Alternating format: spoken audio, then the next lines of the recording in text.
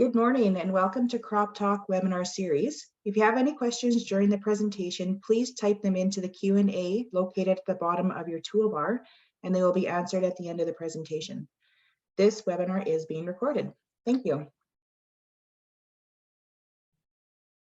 Thanks, Erin. I'd like to welcome everybody to the May 31st edition of CropTalk. So we've done it. We made it to the end of May, and we've gotten a lot of crop in the ground, and it's amazing what can happen in 3 weeks' time. As we got started about, I guess, 3 weeks ago here, and as we'll get talking and going through the webinar today, we'll see that we're getting pretty close to being done seeding.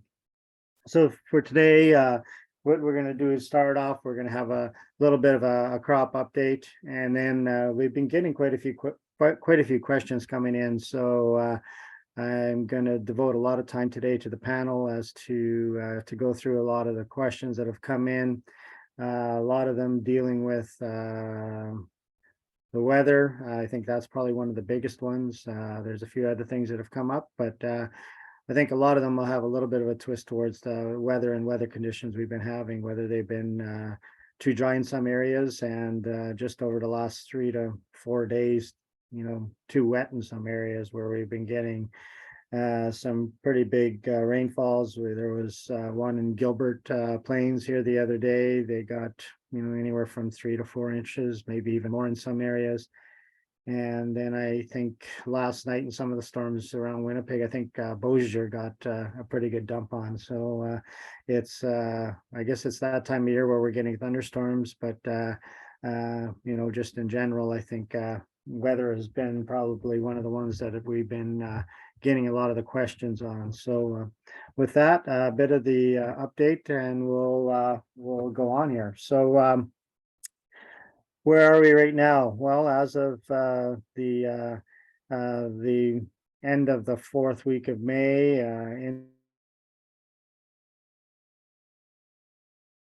into the beginning of June, we're seeing, which right now is a pretty good number. And I think as we get towards the end of this week, with that number, will be getting pretty close to complete. Weather conditions still have been good for a lot of producers to continue seeding, and I think right now what we're having is maybe the odd field that was a little too wet at the start that producers are going back to, or just finishing up the fields that are in line to be seeded. So compared to last year, right now we were at 65%. So a lot of producers were in that half done seeding last year at this time, and at this time last year we were getting some pretty good rainfalls still. So I think a lot of producers are a lot happier this year. The seeding has gone fairly good. I think we're still seeding into good soil conditions. Getting a little drier in some areas. If the wind would just go down for a while, it would make things a little bit easier. But the wind has definitely been drying things out. But in most cases, a lot of producers are still putting that seed into moisture. And now it's just a matter of getting the rest of the crop in and getting a rainfall to get it going and keep things going, because a lot of crops are starting to emerge as well. Compared to the 5-year average, 91%, and we're 87%, so pretty much bang on to what our 5-year average is. So that's a good sign too. So spring seeding is going pretty much normal, as you could say right now. So where are we sitting? Well, producers are finishing up planting with cereal crops, probably anywhere from that 95 to 100% complete right now. And a lot of them are anywhere from coming through the ground to the 3-leaf stage already, and some of the early planted stuff is approaching the time where it's going to be needed to be sprayed. So a lot of producers are getting ready to spray some of those early seeded crops. The majority of the corn is in right now. I would say that corn left remaining to be planted is probably the silage corn for a lot of the beef producers. Most of the grain corn would be in by now. Soybeans, again, another, right up there. with a lot of them being planted already. We're seeing some of them breaking through the ground, and in some cases some good rows seen already too. And the majority of the canola is in the ground already. About 80% of the canola is in the ground, and but like I mentioned, by the end of the week here, we could probably see seeding be complete. As I mentioned, the cereals are in the 3-leaf stage, and that's kind of the picture I grabbed here the other day. A lot of them are you can easily row them, and in the stage where they're ready to get some herbicide application. I think the biggest thing right now with the herbicide application is getting the right kind of weather conditions, and we're going to be talking about that as we go through today's crop talk. But the wind and the rain and the heat are definitely going to be things that we're going to be needing to be thinking about as we're getting out into the field here. Canola. Last week was amazing, the amount of canola acres that went in the ground. I think we went from probably 50% to 80% in 1 week of the canola acres being planted. And like I mentioned, the last of the canola will be planted this week. One of the concerns with canola is that some of it is sitting in dry ground, and mainly because of the weather conditions we had, where just the wind drying out that soil. So wherever you're planting the seed to, it's been sitting in some dry ground, especially if you've been in areas where you haven't been seeing any of these spotty showers go through. So a lot of that canola will be sitting in ground waiting for rain. But as you can see in the picture on the right hand side, some of the early planted canola is rowing pretty easy. We're starting to see starting to see the first true leaf starting to pop out, and not a lot of issues with it right now anyway. So we'll be talking a little bit more as we go through the crop talk as well. Peas, again, one of the earliest crops planted, and one of the crops that's going to be needed to be sprayed fairly quickly here. And a good guide for peas is usually about 4 weeks after seeding is when the crop is going to be needed to be sprayed. But again, scouting is the best thing excuse me, for staging the peas to know when would be the right time to get out there. But right now, I would say they're probably one of the key crops for most producers that are growing peas to be out there and checking, because I think a lot of them are getting into that stage where you'd want to take advantage of the staging for just the proper application of chemicals. So definitely be checking on them. And soybeans, again, another kind of crop like canola. Over the last week, we've planted a lot of them in the last week. A lot of them are still just starting to break through the ground. So regarding weed control on them, I think we're going to be good for a little bit. But I think big thing there is scouting your field and seeing how the germination is going on there. I think that right now too is also a good time to get out there and to check your fields. It's a good time to check and see how you did planting, because while you're scouting your fields for weeds that have emerged, it's a good way to see how your drill did, see how your calibrations were, do some plant counts, do some population counts, and see where you're sitting. Check through the fields, see if you've got any issues with germination, with seed sitting in dry ground, and just kind of keep an eye on those fields, because you're going to be needing to make some decisions on those fields as we get closer to as the crops start coming up and start being more noticeable if you have any problems from any of your seeding. I think this is a big one. This is the total rainfall from May 1st to the 28th. And I think as you look across the province here, we're definitely in that, under 10 millimeters to under 20 millimeters in most areas throughout the province. And I think there are some pockets where we've got some more rainfalls with some of these storms. But I think when you look at percentages in normal and for rainfalls so far this year, we're definitely definitely sitting well below our normal, and I think that's starting to have some concerns on some producers, especially producers that are growing crops in some of the lighter land that haven't received rains. I think they're starting to get a little bit worried about just crop emergence and crop growth. Also, some of the areas where producers are looking for rains for pastures. I think some of those lighter land areas, some of those areas, producers are starting to get a little bit concerned about some of the dry areas and needing a rain fairly soon to get those crops growing. So with that, kind of the brief update as to what we've been kind of seeing over the last week here. It's time to bring up the crop scouting panel, and with that, I'm going to start bringing up some of the questions. And the first question is going to go to Ann Kirk. And with dry conditions, we're seeing differences in germination in the field. And if you can maybe comment what happens to seed if it takes on moisture but doesn't emerge. How many plants we're looking per square foot to make a good crop. I think all these are good things producers need to know to get out there and determine if their stand. And also, while you're making the comments, if you can maybe comment as to how long some of this planted grain can sit if it got some of these heavy rainfalls in some of the areas, how long it could survive underwater if it hasn't germinated or if it has. So Anne, if you want to take away and answer that question. Sure, thanks, Lionel.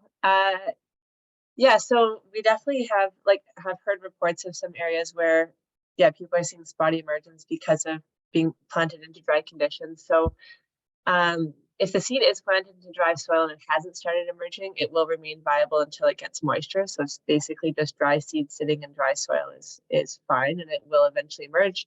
The issue then would be having some, pretty stagey crops, which could make it difficult for, product timing and harvest. But really, germination does begin when the seed absorbs water. So the germination process could start and stop in response to available moisture. So if the seeds have taken up moisture, but the radicals, so the root area, hasn't started to emerge, then the seed can remain viable if it dries out. And then when this rain comes, the seed resumes germinating. So it kind of really depends what stage you're at. So if the soil dries out before the coleoptile emerges, so like the shoot, then the crop needs to be monitored if it can emerge, because then you could have some crop damage there. So, if the seed has just taken up water, you're going to be okay. If it has started, if the radicle and the coleoptile have started to emerge, then you're going to have perhaps some issues where the seed is dried out and then that growth just can't resume. For plants per square foot to make the crop, this is really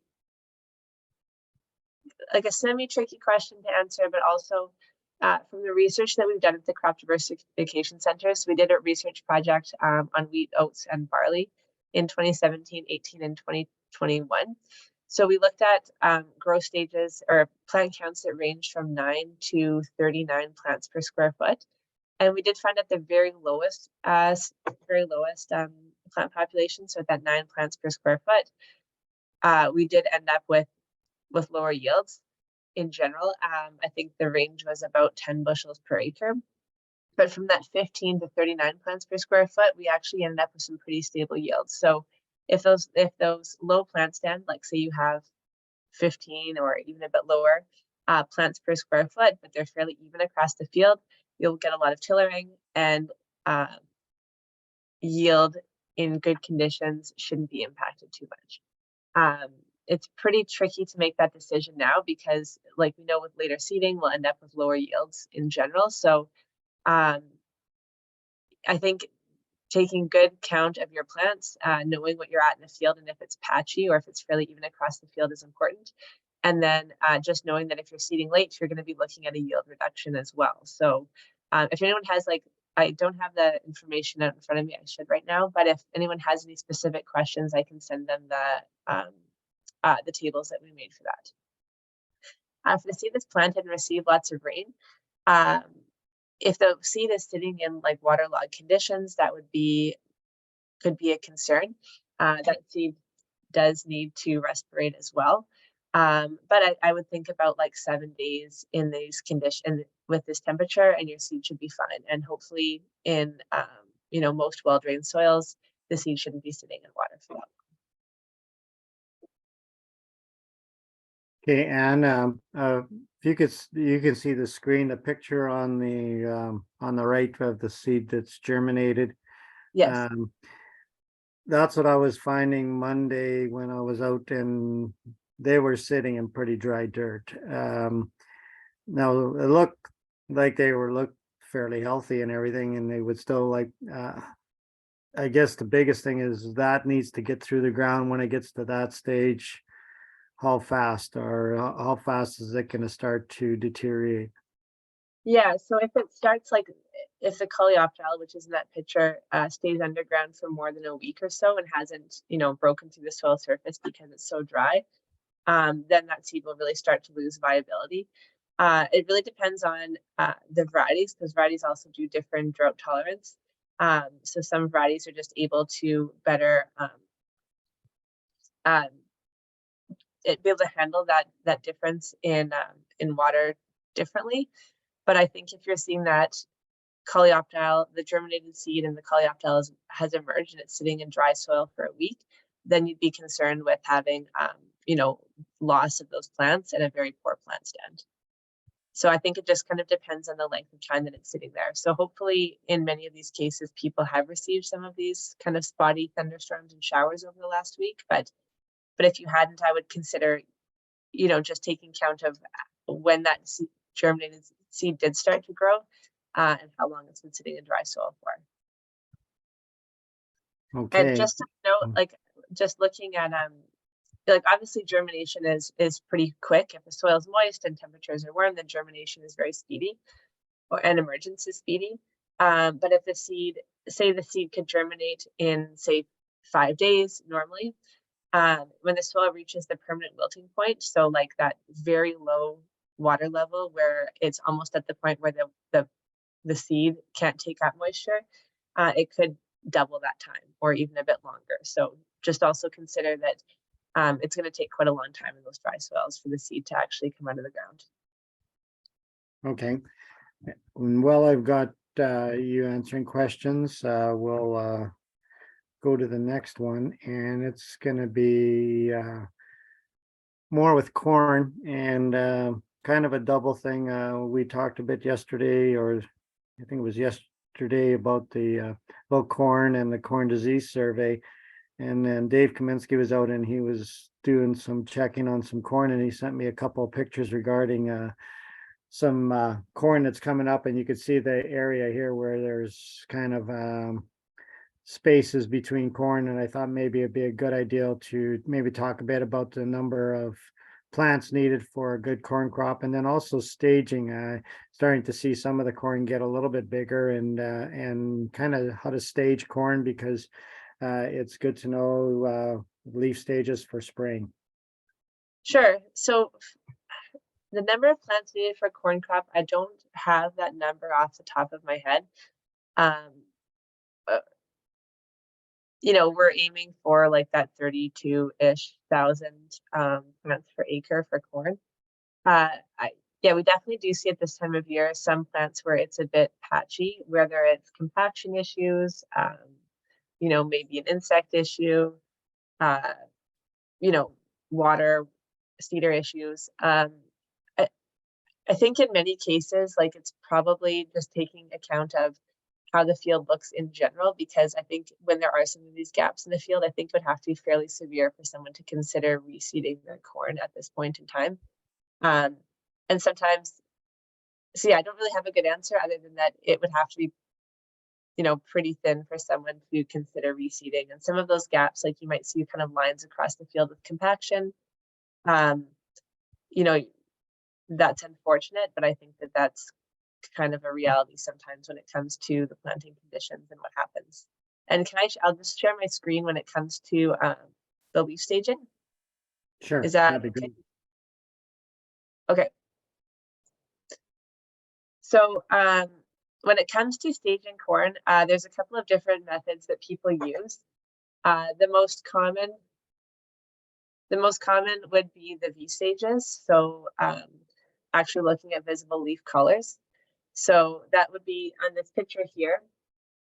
I put arrows to where the visible leaf colors are. So with the V stage, you're counting all leaves, including any of the leaf tips that have, or you're counting all leaves of visible colors. So including that first seed leaf with the rounded tip. So with this plant, we would be at the V3 stage because we see 3 leaves with visible colors. The other methods that people use are the leaf tip method, where they're counting all leaves, including any leaf tips that have emerged from the world. So in this case, we'd be at the 6th leaf tip stage. And then the other method is the leaf over method, where you're counting any number of leaves, starting from the lowest, so the coleoptile leaf with a rounded tip, to the last leaf that is arched. So in this case, we would see 4 leaves for the leaf over method. And then the final way that people sometimes do measure plants is the plant height method. So you're measuring from the top of the most rounded, you're measuring the last leaf that is rounded over, and you're measuring the top of that rounded point.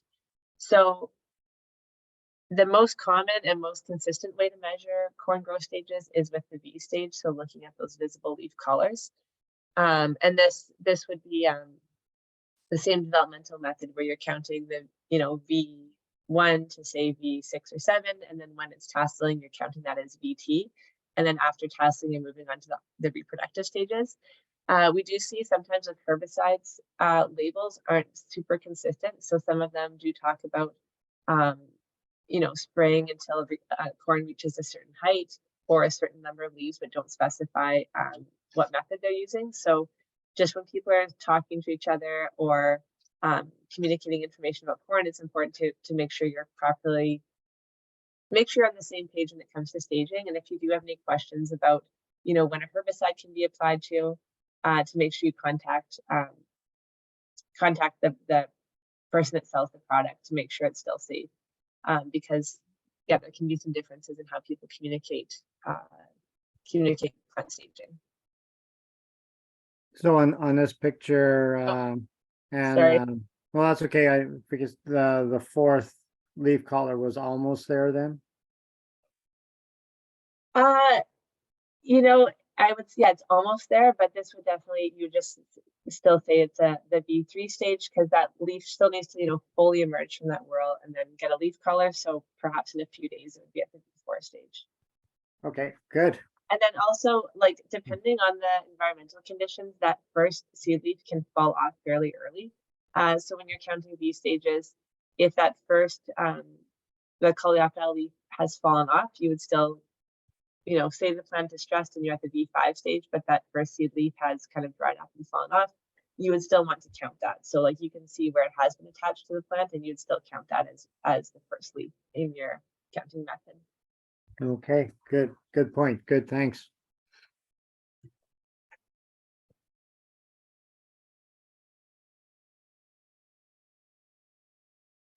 Okay, so the next question will go to Kim. How much do we need to be concerned about dry conditions and hot days on the effectiveness of herbicide, and how does it change our application practices? So let's deal with that one first, I guess, mainly with the weather that is being forecasted and some of the weather we've been getting. How should we manage our herbicide applications? Yeah, that's a tough one this time of year. We've missed almost a week of herbicide applications. We were pretty windy from pretty much last Wednesday on, pretty much from last crop talk till now. So I know a lot of guys missed doing a pre-burn on some fields, and now the crops are up, so we're too late on a lot of that. But it is a tough this time of year, especially with the heat that's predicted. Usually by the time you're about 28 degrees or so, you should be shutting down from spraying any of our systemic herbicides. It's too hard on the plant. And even at that point, when it's that hot, a lot of the weeds just aren't taking up the chemical anyways, but that is hard to do when you've already missed a week of spraying. So you kind of have to gauge that. You know, you can try spraying early in the morning, but spraying in the heat of the day when it's over 28 degrees is just not a good idea. Our contact herbicides, you can go a little bit hotter, but again, we've also got super dry conditions as well. Well, not since last night's rain, but up until recently, we've been super hot, super dry. And, you know, it looks like we're going to get that way again in the next couple of days. So you look at the, you know, a combination of the humidity and the temperature too. So in this case, really the best thing you can do is lots and lots and lots of water, as much water as you are comfortable spraying. You know, if you've got the right nozzles and you know, you calibrate the sprayer properly, you're still getting the right amount of chemical on, but you know, you need to put more water with it because that solves a lot of problems and it just makes everything better. You get better coverage, especially when it's hot and dry. We don't get as much evaporation or as quickly. We don't lose those small droplets as quickly. When you're just putting more water on. So yeah, the conditions are going to be challenging in the next couple of days. Just, you know, you'll have to weigh off whether it's worth spraying now or waiting just another couple of days until it cools off a bit. I think we'll be seeing another flush of weeds since this last rain because it has been so dry. But even in some fields I was in yesterday, just doing a scrape back, like when you take your trowel or your shovel or whatever you've got with you that you're digging weeds with and looking at things with when you're checking for depth.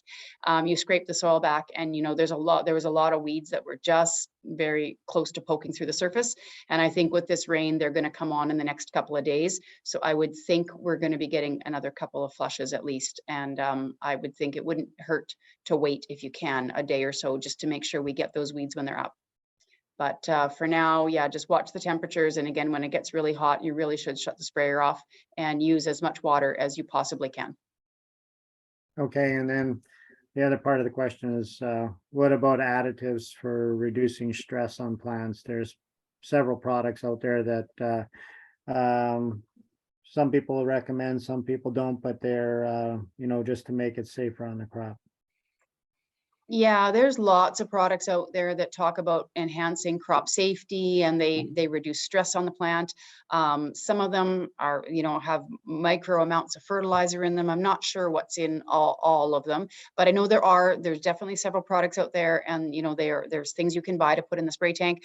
I'm not a real fan of those. I know they haven't been tested with the products that we're using. I think if you're going to be putting anything else in the spray tank that isn't on the label, so if it's a different adjuvant or if it's an additive that's supposed to decrease stress, you need to be checking with the company that is supplying the company of the herbicide that you're trying to apply, because that's the important thing you're putting on. We don't want to do anything to compromise that. I know some of the companies are not, you know, will not support their products depending on if something else was thrown in the spray tank. And so again, if you had a product support or if you had a product performance issue and you've been putting other things in the spray tank, you know, then that ends up being problematic, especially if you've put something in the tank that the company, the owner of that herbicide is not supportive of. So that is something you need to check on. I personally haven't used them. I have worked in places that sold them. We did sell some. Some farmers swear by them. Others, you know, I don't know. It's something, I guess, if you try it and it works. But again, I'm not a fan of putting on anything that isn't already on a label. So you need to be cautious with those things. Okay, thanks, Kim. Next question is for Allison Sasson. Allison has put together a couple slides, basically asked her if she could maybe comment on some of the weather and some of the I guess forecast as we might see in the next little while here. So Allison. Okay, I'm just going to share my screen as well. Can you see the map there? Not yet. Oh, that's because I didn't press share yet. Okay. Okay, now we do. Yeah. All right. So this is an updated map to the one that Lionel was showing to include the rains that we had anything between Monday and yesterday. So you can see that the total accumulated precipitation for the month has increased very slightly in just some of those areas. So we can see Beausejour, I think, had 45 millimeters of rain yesterday. That was the highest that we saw. And then we've got areas in the northwest and a couple of areas in the far southwest that are around the 60 to 100 millimeters of rain over the past month. As far as the percent of normal precipitation is concerned, again, I've updated this since our usual map for launch to include yesterday's rains. Again, the majority of the province is still under 60% of normal precipitation, even with some of the recent rains. The rains have been really spotty and isolated, so it's definitely not all encompassing, and all areas are not receiving the same amount of precipitation. So again, we can see areas around Beausejour, in the northwest, and then the far southwest along the US border around their normal to above normal, with the rest of the province being around 70% or lower of normal precipitation. And we've been talking a lot about heat as well. So I just thought I'd include our big red maps showing that for the month of May, we've been quite warm, quite a bit above normal for both our growing degree day and our corn heat unit measures for heat units. Both maps are showing pretty much the whole province is about over 125% above normal. So it's definitely been a warm month for sure. And this morning, just while I was putting these slides together, Environment and Climate Change Canada launched their updated 3-month temperature and precipitation predictions. So this was released today, and it's a prediction for the June, July, and August season. I will caution that this is a 3-month prediction, so it has to be taken with a grain of salt. And they do what they do is they combine a few models to create these predictions. So what this map is showing is the probability of temperatures above, below, or near normal. And what we're seeing here is Manitoba is expected to have above normal temperatures for the summer season. So the different colors represent what percent chance of above normal it'll be. So the probability in the central, eastern, and most of the ag regions is about, hard to tell the colors, probably about 80%. So it's pretty likely from this prediction that we're going to experience above normal temperatures for the next 3 months. And again, these are predictions, and it's really hard to predict anything, past 3 days. And then here is the predictions for precipitation. And you'll notice on this map, there's a lot more white, and that's just because precipitation is a lot more difficult to predict, especially over a long period of time. So here you can see most of the ag region in Manitoba is white, and that indicates that there's an equal probability of it being above or below normal. So really, they don't have any idea of what it'll be above or below. It's an equal chance, 50-50 either way. And then as we move north into that kind of northwest region, there's a slight chance that'll be below normal. For the next upcoming days, so I looked at the 5-day forecast. There is some rain in the forecast depending on what model you view, but the values vary by model. So I don't want to, sell my soul on either one. But it is looking like the Western region will receive slightly more precipitation than the Eastern and Central regions.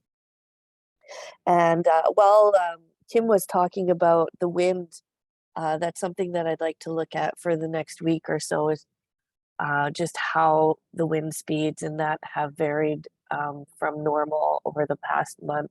I know for the last quite a few seasons, we've seen higher wind speeds than normal. So that's something I'm going to look into and just see how things have shaped up in comparison to previous years. So that's it for me. If there's any other questions. Okay, no, that's good, Allison. That's kind of like what we were talking, we were wanting to hear about anyways, what we can be expecting, and was really interesting when you were talking about the growing degree days. And actually from that, I've got a question. Just let me get my screen back up here.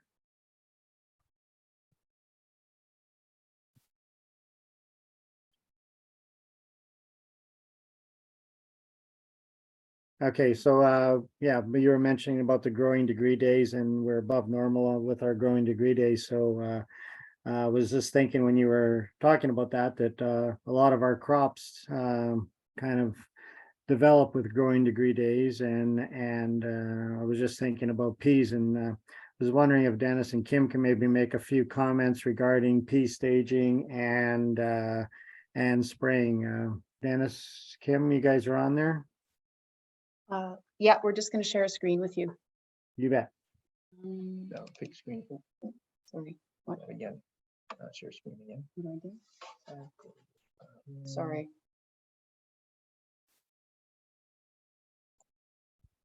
Okay, I we don't- can I just see your lost it. screen. Oh, can you see the peas on there?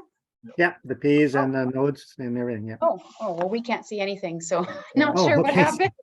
We're not seeing anything. Okay, Dennis can take it away. Okay, I'm just gonna use my pointer here. Give me a second here. And where's your pointer? Okay, not coming up here, but anyways. So what you're looking at here is a good example of pea staging. What's really important with pea staging is to be able to distinguish between what we call scale leaf nodes and actually true leaf nodes. Now, the main difference is the scale leaf nodes typically are either at just above the soil surface or just below. Those really don't produce any seeds, but they are there kind of as a backup in case the main growing point gets damaged. But when you're talking about staging for a chemical, what you want to be counting is you want to count the elephant ears. So any of these elephant ears where they're attached to the stem, that is the staging that you would call that's the staging that you would call count. Sorry, thank you. So in this case here, 1, 2, yeah, we're counting, and we're counting all these leaves in here. So you're not counting these ones here where you see the branch off, but you're counting wherever there's a the elephant ear attached, right? So for field peas, you want to spray it before the 6th leaf node stage. The reason you want to do that is because if you spray after, you will have some stunting issues and you could delay the crop. And that's why it's really important not just to look at the height of the plant, because that can be very deceiving, especially when you see very rapid growth. The plant can go from 2 leaf node stage to 4 or 5 leaf node stage in a very short period of time. So that's what you got to pay attention to, is just count these elephant ears, ignore these scale leaf nodes, because sometimes they're below the surface. Sometimes, depending on the year, you get one that's maybe above the surface. So that's what you need to look at. So. Okay, And in some years, in some years too, when we've been caught when it's been really dry and the plants look very, very short, and they do actually have 6 or sometimes even 7 nodes by the time guys realize it's time to spray. You just can't go by height.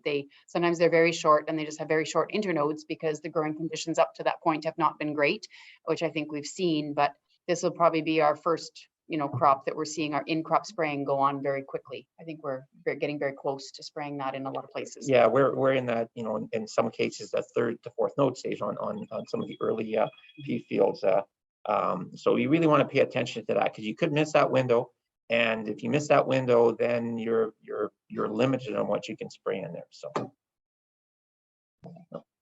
I'm just going to stop sharing our screen here. So great, guys. Thanks for bringing up that. I know when I seen Allison's slide on growing degree days, that was one of the things that came into my head, was that we could see something exactly like Kim was talking about, where we're seeing plants that are going through stages, but not as tall as you would expect them to be before you'd be out there spraying. So we definitely need to be out there checking and scouting those fields to see what stage you're at. So thanks for bringing that up. Okay, next one for John Gavlowski. With all this heat and stuff, we're just wondering where we're sitting for flea beetle update. Have you been hearing any major problems in any of the areas, and what has he been hearing, I guess? Yeah, I do have a few slides prepared, Lionel. Do you want me to Sure. share my screen and You bet, we'll yeah. go through a little bit?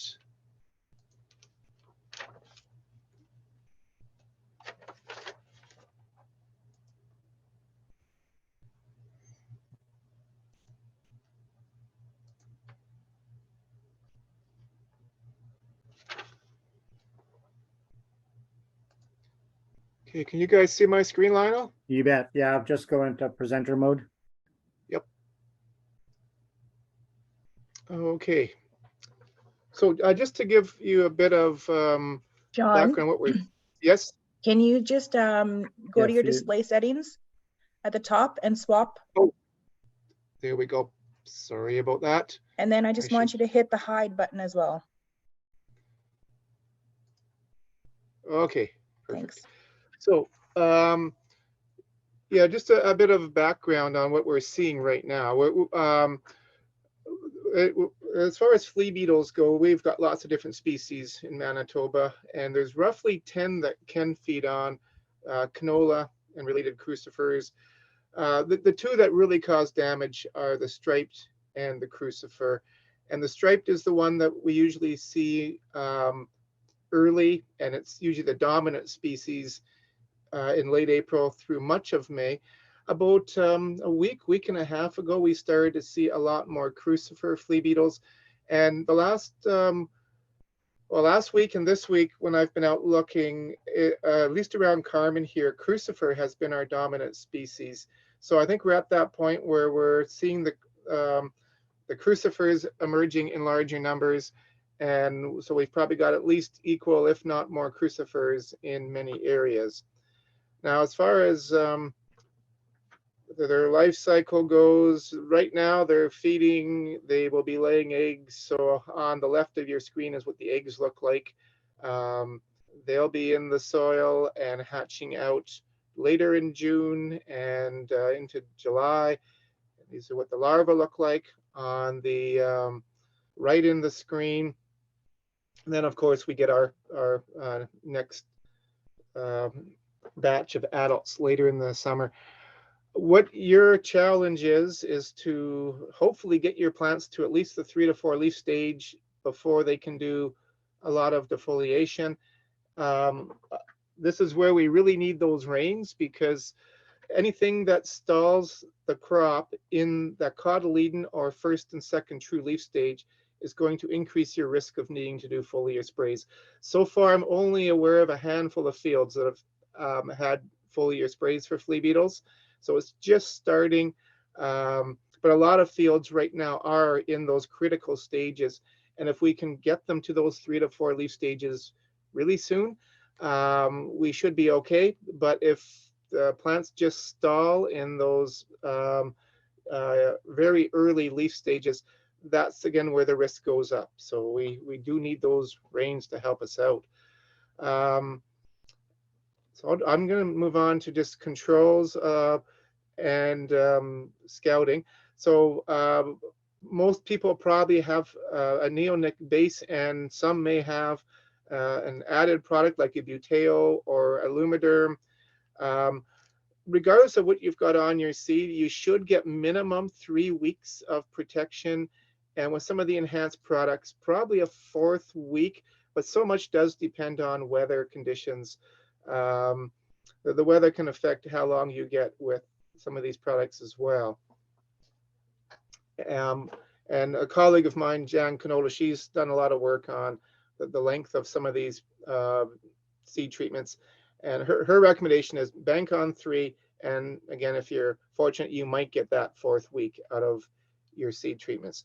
So, and that's from the day of seeding, not when the crop came out of the ground. So if you do the math, if your crop is getting close to that 3 week mark, start scouting carefully to assess foliar, the need for foliar sprays. And to do that, you're looking at the plants and you're trying to determine, are we getting towards that 25% defoliation threshold? It's a threshold that's currently being re-researched, but the best data that we have suggests roughly 25%, but it is tricky because you do get stem feeding and sometimes whole cotyledons dying because of petiole clipping and things like that. Just to give you an idea what 25% looks like. In this slide, all the cotyledons at the top here are below 25%, 16 for the one in the upper left, and these next two are 13%. And the reason we can be so accurate with these is these were measured by something called image analysis. So computer assisted ratings here. So we know fairly accurately what these are. The ones in the middle are roughly what the threshold is. So they're the 25%. A lot of times people will see this and it'll scare them because it looks like a lot of pitting, but that's what 25% looks like. And the ones down below are above threshold. If on average your plants look like that and you don't have 3 or 4 true leaves and there's a lot of flea beetles and it's hot and dry, you probably do need a foliar spray on those fields. So just to maybe practice a little bit here, have a look at this and in your head try to think of what percent defoliation this might be and whether you think this would warrant spraying. And the answer here is this is 10%. So if on average your plants look like this and you're not seeing a lot of stem clipping, you're probably okay to hold off. Keep an eye on things, especially if it's beyond that 3 weeks from date of seeding. So here's another one. And this is 25%. This is our threshold. So if on average you're starting to look like this, and again, you've got lots of flea beetles, plants are still in susceptible stages, then you may want to consider a foliar spray. And again, so far it's just been a handful of fields where people have had to do that. In a perfect world, we would have thresholds that accounted for the growth stage of the crop, so maybe something different for cotyledon stage and 1 to 2 leaf stage. We'd be factoring in whether it's a hot and dry, or a cooler and wet spring, and maybe even anticipated flea beetle activity. Those things are currently being worked at to some degree, but right now, again, use that 25% guideline to make your decisions. As far as foliar sprays, if you do need to go that route, here's the list of what is available. Most of what people do use belong to this upper group, the pyrethroids. So we've got several options. The ones that I've got a line through are the ones that aren't being marketed in Western Canada this year. So Matador and Volume Express, you won't be able to find those. You will find the generic version, Silencer, La Bamba, and Zavada. I'm gonna talk in a second about considerations if you are using those. Carbaryl is a whole different group than your pyrethroids. If you're concerned that the pyrethroids aren't working well in your field, Carbaryl would be another option. I'm not aware of a lot of people using malathion though for flea beetle control. It is registered and it is another option, but I don't think it's as widely used. Now back to the Lambda cyhalothrin, the Matador, Silencer, etc. I covered this a few weeks ago in a CropTalk, but I'll just reiterate it. If you are using these products, you have to ensure that your crop can't be used as animal feed. With the most recent reevaluation, some things were removed from the label, such as sunflowers and pastures, but for remaining uses, the crops can't be used as animal feed. So again, if you are using those products, do take note of that. And one last thing regarding insecticides, a lot of people ask do I have to hit them to kill them, or will the flea beetles ingesting the insecticide off the leaf be enough to kill them? And this has been well researched for some of the pyrethroids. This work was done at AgCat in Saskatoon. It's actually an older study now. What they did was they only treated some flea beetles, but didn't have them feed on plants. And other flea beetles, they treated the plants, but didn't spray the flea beetles. And they had both groups feed and assessed their mortality. And the flea beetles that ate the plants with the insecticide, there was a greater mortality. So you don't, there is contact toxicity, but there's also ingestion. The flea beetles are being killed by ingesting the insecticide from the plants. So that might be something worth noting. If, say, you're spraying early in the day because the winds aren't as strong and the flea beetles aren't as active on the plants, when the flea beetles do become active later on and there's more of them up on the plants, they'll be feeding away, and the ingestion will kill them with those products. Now, the flip side to that is people will say, well, how long will it kill them? And that is a much trickier question to answer. A lot depends on how quickly the residual is breaking down, which depends on things like volatility, photodegradation, temperature.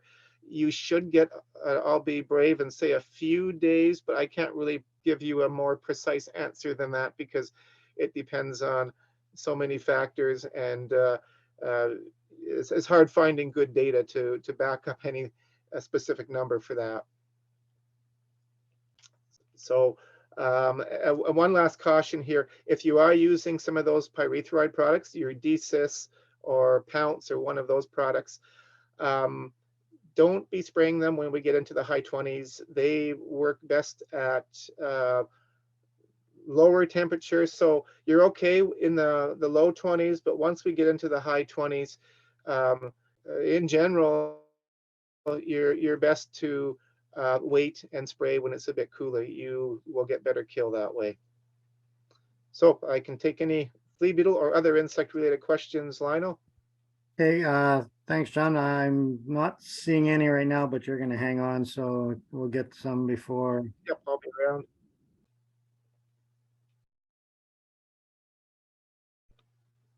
Oh, just the picture in the middle here is from Scott Chambers at Melita, and that was a flick suite, and it was just covered in the, not the striped flea beetles, the crucifer ones. So they are out there, and I think now is the time to get watching them.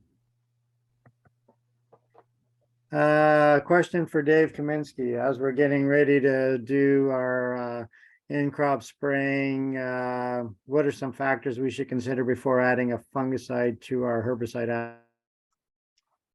I'd say for the most part, Lionel, Application. that you should avoid the expense of adding a fungicide to your herbicide. There aren't many fungal diseases above ground that are going to be active in these kind of conditions. You mentioned yesterday that some people think there are some maybe growth regulator effects of the fungicide, and that's not something you can take to the bank either. Generally, when people have been throwing a fungicide in with a herbicide, they're going at a half rate, and they're most likely to use something in group 3, that's the triazole group or class of fungicides.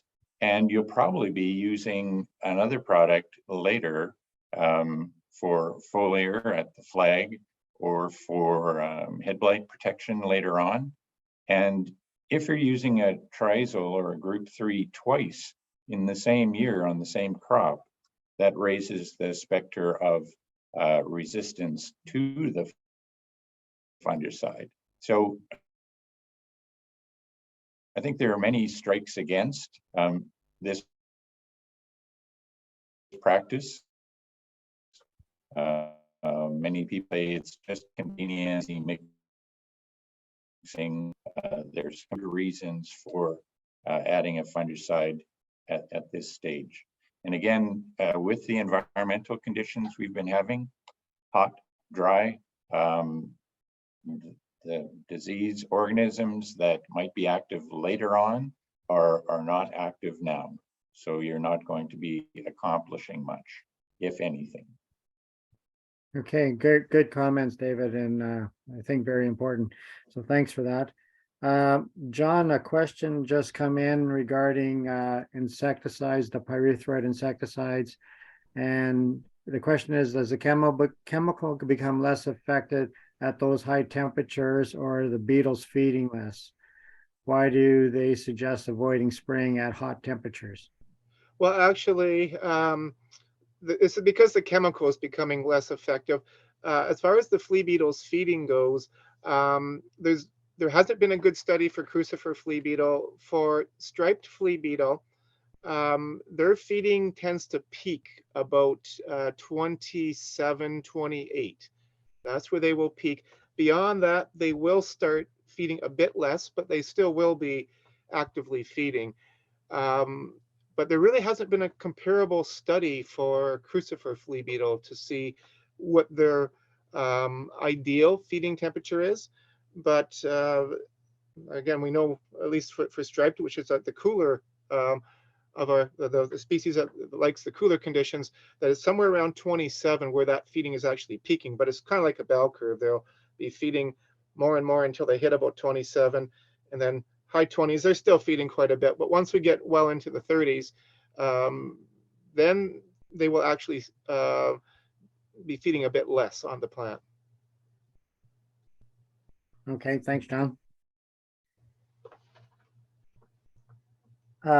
For Dennis Lang, some areas reporting slow emergence of soybeans. What should we be looking at for assessing seed viability, and what plant numbers should we be looking for a good stand in our soybeans? Yeah, thanks, Lionel. The poor emergence, I guess, in some instances could be related to the dry soil conditions that we're seeing right now. I happened to be checking my soybeans here just day before yesterday, and noticed that it's been about 8 days from the time of planting to the time of first emergence. So that's actually pretty quick, but we have pretty good moisture. So what you want to do is, once you have kind of like full emergence, usually I say about 30 days after planting, that's when you want to start doing stand counts. And the magic range you want to be in is between 140 and 160,000 plants. That's the magic range that will optimize your yield. Over 160 probably isn't necessary. Below 140 is still okay, but it's not going to be able to maximize your yield potential. Now, the importance of doing your stand counts is to determine whether or not there were any seeding issues. And if you're coming up with numbers below 100,000, in that 80 to 90,000 range, then you're going to need to assess, number one, the cause of that. Is it because the seed's been sitting in dry soil and hasn't emerged, or was it an issue with seed quality and the seed was damaged and now you have reduced stands? Now, with that being said, at 80,000 plants per acre, what that's going to mean for somebody who's growing a herbicide tolerant soybean is you're going to have to be on top of that for your weed control and keep those weeds out of that field up until you get to almost row closure, because doing that will still gain you some potential yield. And I've seen in field conditions where growers have had seed quality issues and stands were down to 60,000 plants. And with good rainfall and good heat through the summer and keeping it clean, those stands still produce over 40 bushels an acre. So not the end of the world if you're under 100,000, but ideally you want to be in that 140 to 160 range. And again, because the cost of the seed that you're putting in, you want to make sure that the job that you're doing on the seeding side of it and your equipment side is doing the proper job. So those are things that you want to be really looking at. So good, great, Dennis. Thanks for that. That's good information as we're going to be watching our soybeans come up over the next few days here. Just a quick one on this one, some yellow halo on canola that's coming up. A lot of times when canola comes up fast, it takes up some of the insecticide, and you'll see a yellow halo around the leaves. Nothing to worry about, it'll outgrow it. It's just some people might see this, and I actually had one producer ask about it, so it's just a matter of it outgrowing it, so nothing major there. Okay, a few slides about the field crop production guide. We're right into spraying season, so definitely make sure you got your copy so you can be checking into what products to use, how to use them, mixing, all that kind of stuff's in the book. It's kind of like the Bible for spraying. So get your copy, and they're available through your ag service centers. And if you can't find one there, give your ag extension specialist a call, and we can definitely get you in touch with one. I mentioned this a few times already, but if you're a farmer and you're wanting to go to the crop diagnostic school, that'll be on Friday, July 7th. I think it's pretty much free registration. So all you have to do is go onto this link here and register, and they'll be able to give you that information. Coming up, fencing and watering workshop. It's